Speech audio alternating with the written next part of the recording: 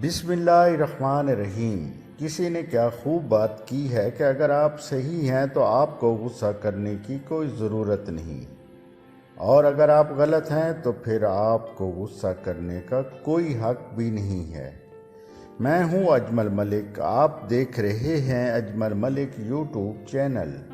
अस्सलामुअलैकुम दोस्तों, दुनिया का अजीम फातिह सिकंदर आज़म, जिसके बारे में मशहूर था कि उसने तकरीबन पूरी दुनिया को फतह कर लिया था, वो जंग करता हुआ और फतूहात के झंडे गाड़ता हुआ हिंदुस्तान तक आ पहुंचा। उसने कई इलाके फतह कर लिए और उसकी फौज ने कहा कि ऐ सिकंदर आज़म, हमने तकरीबन पूरी दुनिया को तो फतह कर लिया है, अब हमें वापस जाना चाहिए, हम बहुत थक चुके हैं। सिकंदर ने उसकी बात मान ली और वापसी का इरादा कर लिया। वो चाहता था कि वापस जाते हुए हिंदुस्तान का सबसे अक्लमंद दानिश्वर आदमी को साथ ले जाए। तो उसने पूछा कि हिंदुस्तान में ऐसा कौन सा शख्स है, कौन सा आदमी है जो नहायत काबिल और ज़हीन है। लोगों ने एक बुज़ुर्ग के बारे में बताया। सिकंदर उस बुज़ुर्ग के आस्ताने तक आ पहुंचा और उसे साथ चलने का कहा। बुज़ुर्ग ने साथ जाने से इनकार कर दिया।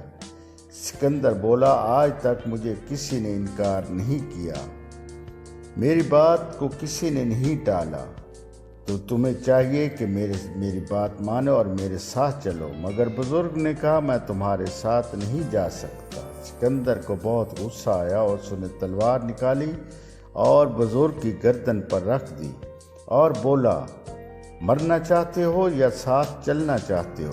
बुज़ुर्ग ने कहा, ऐ सिकंदर, तुम खुद को फातिह आज़म कहते हो, बादशाहों के बादशाह कहते हो, मगर तुम तो मेरे ग़ुलामों के भी ग़ुलाम हो। सिकंदर को ये बात सुनकर बहुत हैरानी हुई और बोला, वो कैसे? तुमने ये बात कैसे कह दी कि मैं तुम्हारे ग़ुलाम का भी ग़ुलाम हूँ? बुज़ुर्ग बोला, गुस्सा मेरा ग़ुलाम है, जब मेरा दिल चाहता है तो मैं गुस्सा करता हूँ, मगर तुम तो गुस्से के ग़ुलाम हो और जैसा गुस्सा चाहता है तुम वैसा एक्ट करते हो।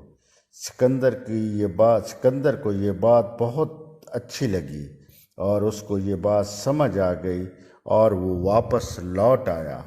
तो दोस्तों, ये कहानी है तो छोटी सी, मगर इसमें बहुत बड़ा सबक है। इसमें सबक ये है कि सबसे बड़ा आदमी या सबसे बड़ा फातिह वो है जो अपने गुस्से पर काबू पाता है।